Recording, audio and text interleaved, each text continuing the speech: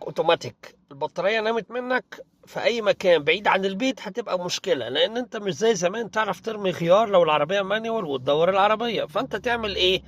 هل المفروض بقى ان انا احسب متوسط العمر الافتراضي للبطارية بتاعتي سواء هي بطارية جافة او ايا كانت واغيرها مثلا كل سنتين؟ لا، انا اقول لك على حاجة سهلة جدا. انت بتجيب، وده وضحناه قبل كده في فيديوهات الصيانة، انديكيتور بطارية. ده عبارة عن تشارجر بشاشة، كويس؟